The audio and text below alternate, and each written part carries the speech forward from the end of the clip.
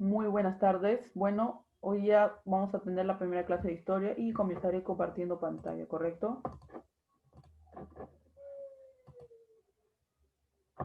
Muy bien. Primero que nada, voy a dar un pequeño concepto de la historia. Como veremos, hoy día nos toca introducción a la historia del hombre, la humanización y la prehistoria. Bueno, la historia es una ciencia social que estudia el desarrollo de la humanidad. Este estudio debe considerar al hombre en un tiempo y un espacio. Tradicionalmente se considera al griego Heródoto de Alircazo como el padre de la historia, y a su obra Nuevos Libros de la Historia como la primera obra histórica. ¿Y cuál es la utilidad o finalidad de la historia? Primeramente es conocer nuestro pasado, comprender nuestro presente y proyectar nuestro futuro. Ahora el pasado puede ser conocido a través de las fuentes históricas, que pueden ser todos los restos que las sociedades han dejado. Tenemos a las fuentes escritas, que son todas aquellas inscripciones que el hombre ha dejado en diversos materiales como trazos en piedra, madera, ladrillo, metales, telas y manuscritos. Tenemos a las fuentes orales, es el conjunto de leyendas, relatos, cuentos, mitos, fábulas, cantos que han pasado de padres a hijos a través de innumerables generaciones. Tenemos también a las fuentes monumentales, que son diversas porque pueden ser o tumbas o pueden ser palacios. También pueden ser instrumentos de trabajo, cerámicas, orfebrerías o hasta complejos arqueológicos y mucho más. También tenemos las fuentes audiovisuales, que son las fotos, los audios, los videos, ¿correcto? Y las fuentes etnográficas, que son principalmente las tradiciones y costumbres de los pueblos vigentes de la actualidad. Línea de tiempo de la historia universal.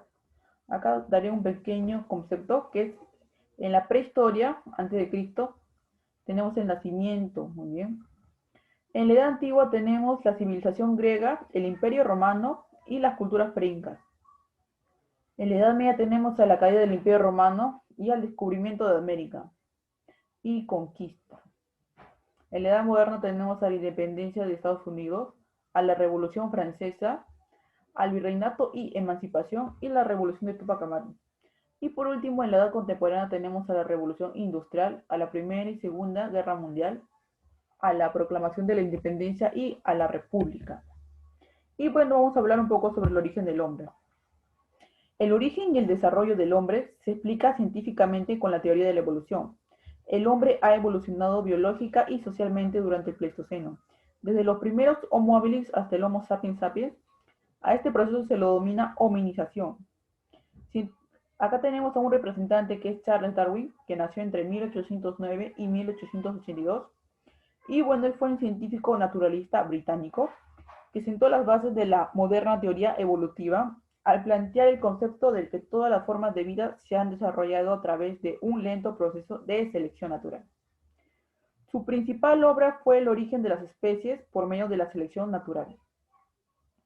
Algunos planteamientos centrales de Darwin acerca de la evolución de las especies y del hombre eran que todas las especies se encuentran en constante evolución y todas las especies tienen un antepasado en común del cual descienden, pero se han ido diferenciando en el tiempo a través de un largo proceso evolutivo.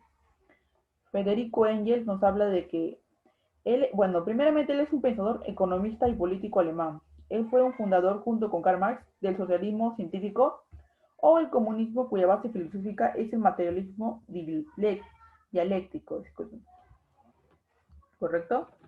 Bueno, él propuso en su obra el papel del trabajo en la transformación de mono a hombre, donde el trabajo es un factor fundamental de la evolución del hombre y que permitió a su transformación consciente y racional de la naturaleza, trabajo colectivo para transformar la naturaleza, transformación creativa e innovadora de la naturaleza, acumulación y sistematización de conocimientos, producto y de la experiencia y teorización del trabajo.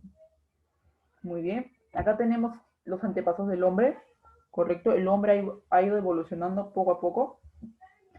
Los australopithecus son un género extinguido de homínidos representado por 6 especies que vivieron en este y el sureste de África hace aproximadamente 4,5 y 1 millón de años. Primeramente tenemos al Australopithecus anamensis. Este era una especie de homínido que aproximadamente estaba entre los 3,9 millones y 4,2 millones de años de antigüedad, encontrada en Kenia y descrita en 1995 por Mibilis. El nombre de esta especie proviene de la palabra turcana Anam, que significa lago y fue elegida en razón de la proximidad de Canapoy al lago de Turkana.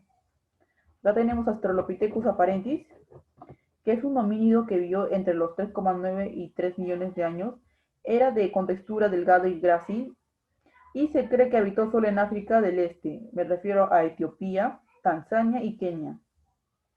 La mayoría de la comunidad científica acepta que puede ser uno de los ancestros del género Homo. El resto más conocido es Lucy, descubierto por D. Johanson.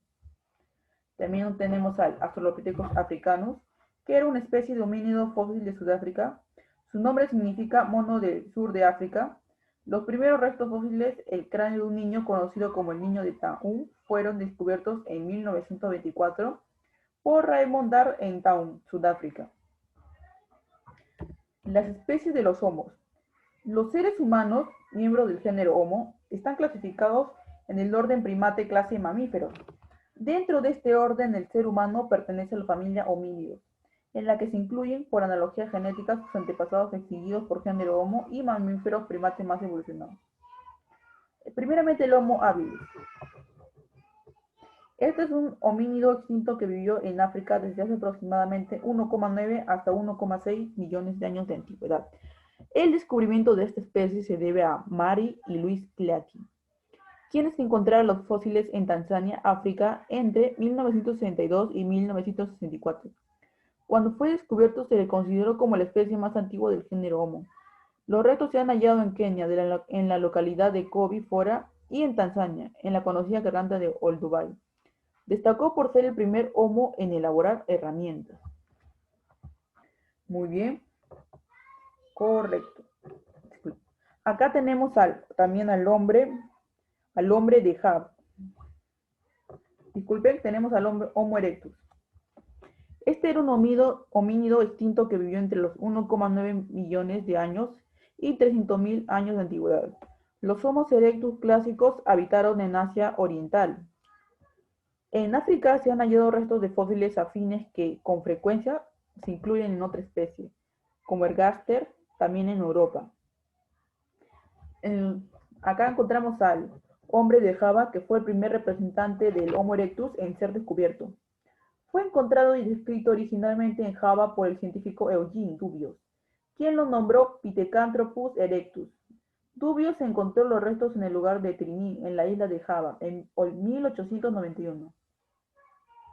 Acá también tenemos al hombre de Pekín. El hombre de Pekín, su nombre alude a que sus restos fósiles se descubrieron al sureste de Pekín. Los restos fueron encontrados entre 1921 y 1937 y datan de hace entre 500.000 y 200.000 años de antigüedad, destacado por haber empezado a usar el fuego. Y en los Homo sapiens, fue el último de los grandes homínidos en aparecer en el planeta Tierra. Por otro lado, fue el único que pudo sobrevivir a las diferentes contradicciones climáticas, llegando a expandirse por todo el territorio conocido de la Tierra.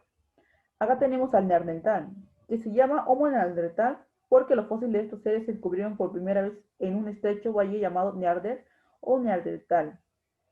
El nombre de Neandertal o simplemente Neandertal es una especie que habitó Europa y partes de Asia Occidental desde hace unos 230.000 años. Destacó por tener lenguaje articulado y desarrollar pensamientos mágicos religiosos. Nos referimos a los Entier. Acá también se encuentra el hombre de Cro-Magnon. El término Homo sapiens sapiens significa hombre que piensa o hombre sabio, llamado también hombre de Cro-Magnon. El antecedente directo del hombre actual destacó por desarrollar el arte rupestre y mobiliario. Nos referimos al Venus paleolítica o a la expresión de la fertilidad. Ahora vamos a ver la comunidad primitiva. Bueno, este es el primer sistema económico social que surgió en la historia y se caracteriza esencialmente por la práctica del trabajo y la producción comunitaria. El modo de producción comunitario se desarrolló en el marco de una constante contradicción entre el hombre y la naturaleza. La comunidad primitiva es una etapa larga de la historia que se inicia desde el nacimiento de las primeras formas de organización social hasta el surgimiento de las sociedades clasistas. Las características más importantes de la comunidad primitiva son las siguientes. Constante contradicción del hombre contra la naturaleza con el objeto de sobrevivir. Natural, los primeros hombres formaron organizaciones comunitarias, como las bandas en el Paleolítico, los clanes en el Mesolítico y las tribus en el Neolítico. Existía la propiedad colectiva y una distribución equitativa de los recursos para subsistir. Acá no existían las propiedades privadas. Y bueno, acá tenemos las etapas de la comunidad primitiva. El desarrollo de la comunidad primitiva se divide en etapas y está determinado según el avance de las fuerzas productivas y las formas de organización social. La división de la comunidad primitiva o prehistoria, como la denominaba G. Boucher de Perthes, se realizó en un principio según los materiales que se utilizaba para hacer herramientas. Por eso, edad de piedra y edad de los metales, aunque hay que señalar que en la llamada edad de los metales las características económicas sociales son de tipo esclavista y las formas de producción comunitarias se desintegran paulativamente en un contexto de indeterminables guerras de rapiñas y de esclavización. En el Paleolítico, mejor dicho, salvajismo. Bueno, esta es la etapa más larga de la historia y se subdivide en tres estadios: Paleolítico inferior, Paleolítico medio y Paleolítico superior. Las características más importantes del Paleolítico son la economía y sociedad y cultura. Primeramente, en economía y sociedad, economía de subsistencia basada en la caza y la recolección o depredación del medio ambiente para conseguir alimentos. Elaboración de herramientas de piedra trabajadas a persecución y presión después de ser calentadas con fuego. Organización en bandas que se mantienen unidas mediante el trabajo colectivo. El tótem, que era un antepasado protector, el uso del fuego, el parentesco y mucho más. En la cultura tenemos que surgieron los primeros atisbos de religiosidad, animismo y magia. El hombre primitivo inicia la práctica del arte rupestre, que son los dibujos en las cavernas y cuevas de animales que el hombre cazaba, y mobilar, que eran estatuillas de animales hechas de huesos y cuernos. Además, utilizaban arcilla como base para hacer estatuillas de mujeres obesas conocidas como las Venus paleolíticas, que estaban asociadas con el culto de la fertilidad. Y también tenemos al Mesolítico. El Mesolítico es una etapa intermedia entre el Paleolítico y el Neolítico y se caracteriza por las crisis de la caza y recolección debido a la excesiva depredación del hombre y por los cambios climáticos. Fin del Pleistoceno, edad de hielo. Y comenzamos del Holoceno, que era el calentamiento global. En este periodo el hombre inicia la práctica de actividades económicas alternativas de carácter productivas, como la horticultura, que era el cultivo y domesticación independiente de plantas, y la crianza de animales.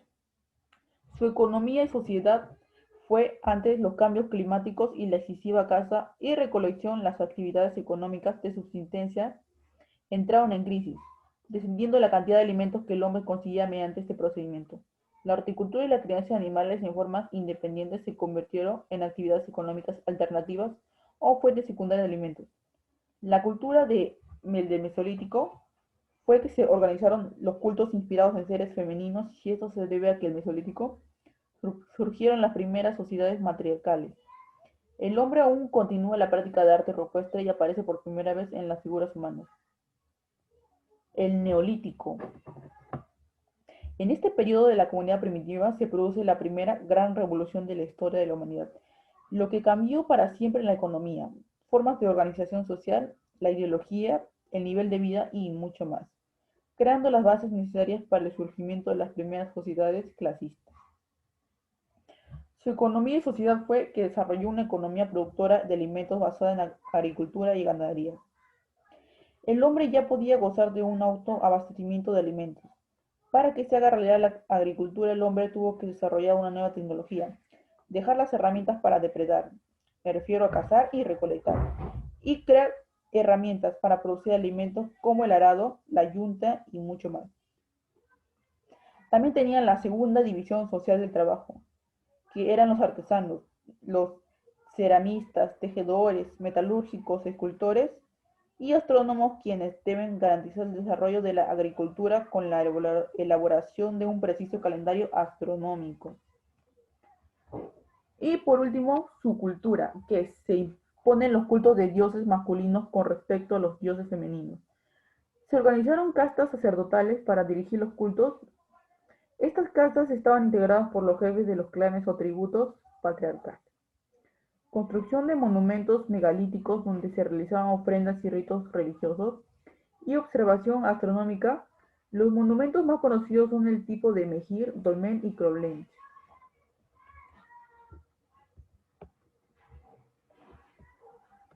Y acá tenemos por último la edad de los metales, o también la edad de cobre o calcolítico, que era el periodo de transición del uso de la piedra y de los metales de forma simultánea.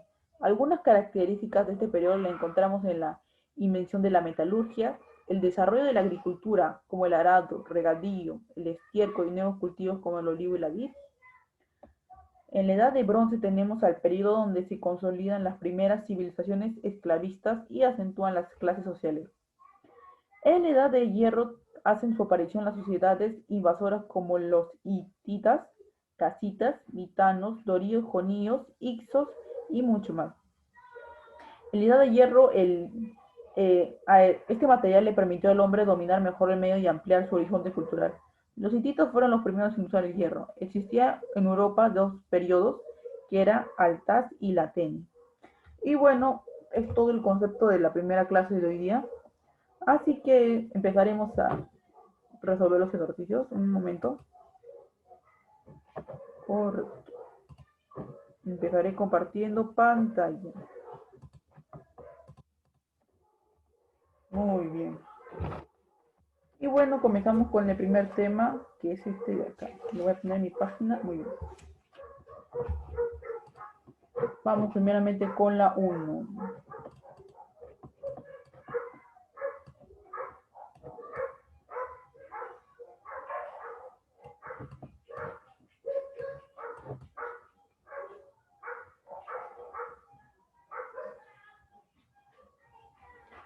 Muy bien.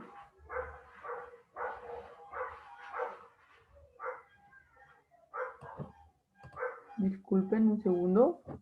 Esta es la primera página, disculpen.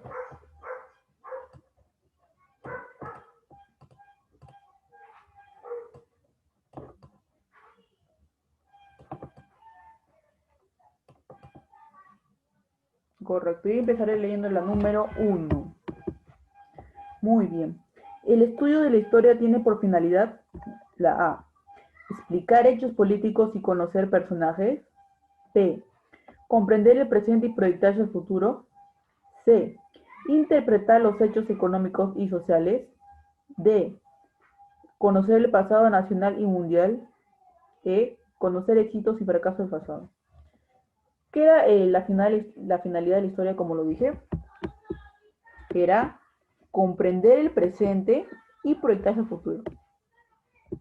Muy bien. Y era una pregunta de San Marcos de 2005.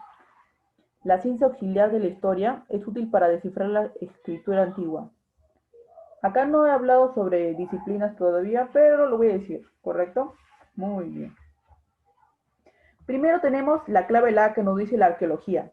Voy a dar un breve concepto de esta pregunta. La arqueología estudia el pasado tomando como base los restos materiales.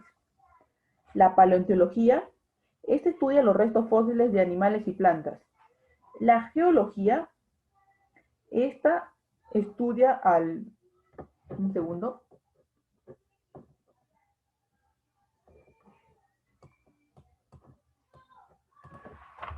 Un segundo. Correcto, nos acordamos, a ver. Esta estudia el origen, formación y evolución de la Tierra. Disculpen. La paleografía, esta estudiaba la interpretación de la escritura antigua. Y por último, la etnografía. Muy bien. Esta estudiaba las generaciones, como sabemos, muy bien, las costumbres que tenían las generaciones antiguas y que están vigentes hasta ahorita. Muy bien, y acá te preguntan en la 2, ¿cuál es la ciencia auxiliar de la historia útil para descifrar la escritura antigua? Simplemente es la paleografía. La 3 dice, los medios materiales e inmateriales que los historiadores utilizan para la reconstrucción del pasado se denominan. Las fuentes históricas. Las fuentes históricas sirven para reconstruir el pasado. Y 4 nos dice, la ciencia auxiliar de la historia que estudia los restos fósiles de animales y plantas se llama, ¿cómo se llama eso? Paleontología. Paleontología, un segundo. Paleontología. Y acá en la 4 sale la B. Muy bien. Correcto, que lo voy a borrar. Yo ya había marcado uno porque este era mi libro antiguo, correcto. Así que ya, muy bien. Y bueno, en la 5 tenemos una pregunta de San Marcos de 2011 que dice, el conocimiento especializado que auxilia la historia y que se dedica a analizar e interpretar las inscripciones realizadas en los restos materiales se denomina, ¿cómo se denominaba eso? Epigrafía, ¿correcto? Muy bien.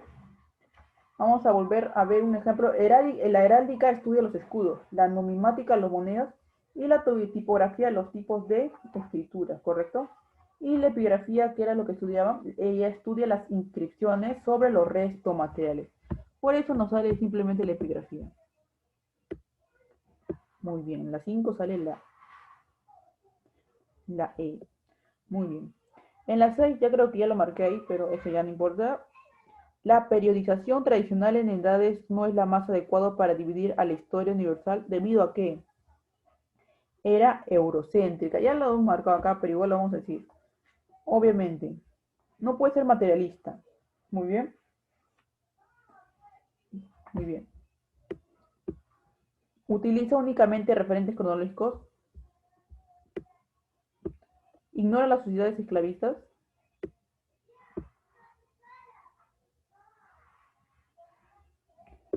Fue elaborada en la antigua Grecia. Y la clave sería que era eurocéntrica. Y por último la 7.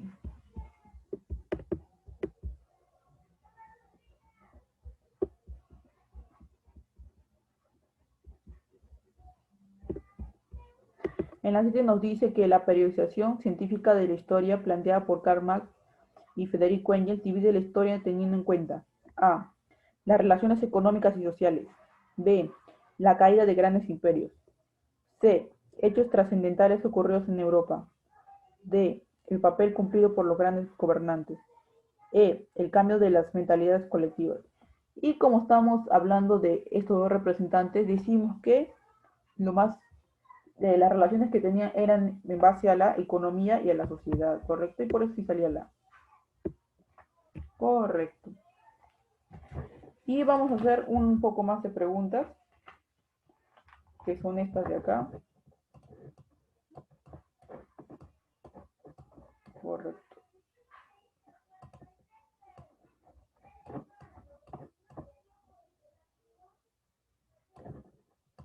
Muy bien. Los restos de Lucy hallados por Donald Johanson pertenecen a la especie. ¿Cuál especie era? La Afarensis, ¿correcto? Se ha, se ha comprobado que el Homo erectus fue el primer ser humano que salió de África y, muy bien, vivió y usó el fuego, disculpen. Justo decimos esto que justamente fue uno de los primeros hombres en usar el fuego.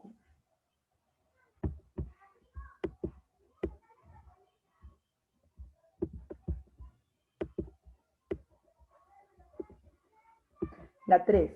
El Homo sapiens neandertal se caracterizó por practicar la agricultura, convivir con los Australopithecus, desarrollar las primeras ideas religiosas, iniciar la tecnología lítica, controlar el fuego e inventar la rueda. ¿Cuál era por qué se caracterizó el Homo sapiens neandertal? Muy bien, era desarrollar las primeras ideas religiosas. Ahí vemos justamente que había pensado tener ideas sobre entierros, ¿correcto? Y la 4 nos dicen, el arte rupestre se asocia culturalmente al... Ahí es el Homo sapiens sapiens, ¿correcto? Sí, porque ya se había comentado algo justo de eso, que el Homo sapiens sapiens estaba en su cultura, usaba el arte rupestre todavía. Correcto. Y lo borro porque lo voy a mover un ratito, pero está bien.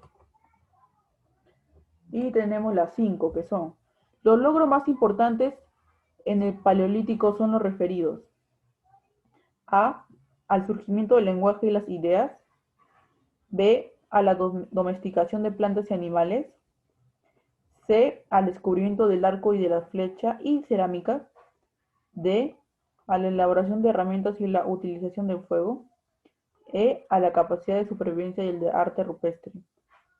¿Y cuál es la clave ahí? Sería la elaboración de herramientas y la utilización de fuego. Muy bien.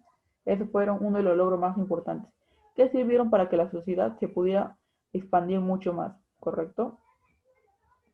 En la 6 dice: los grupos humanos que vivieron durante el Paleolítico estaban constituidos en, justo mencioné sobre el Paleolítico, el Mesolítico, el Neolítico, qué tipo de grupos eran llamados. Y en la 6 la clave sería la bandas, porque dice que el Paleolítico tenía grupos de bandas. La 7 dice: la gran trascendencia de la revolución neolítica radica en que posibilitó el crecimiento de las ciudades, dotó al hombre de mejores herramientas de piedra, permitió el desarrollo del matriarcado, liberó al hombre de su dependencia de la tecnología, permitió el desarrollo de la agricultura. Muy bien, como sabemos, la gran trascendencia de la revolución neolítica radica en que permitió el desarrollo de la agricultura. Justo ahí vemos que la agricultura fue un gran paso de avance para, muy bien, para la revolución neolítica. Y hasta ahí terminamos. Muy bien. Y bueno, ahora estaré dejando las preguntas de tarea, que no van a ser muchas, que son aproximadamente solamente 10, y que no lo tomen como un examen, porque no es un examen, no es que es algo difícil. La idea es que al menos se queden palabras en su cabeza de todo lo que hemos visto ahorita. Muy bien. Y bueno, comenzaré con los exámenes, ¿correcto? Hasta ahí queda todo, gracias. Hasta luego.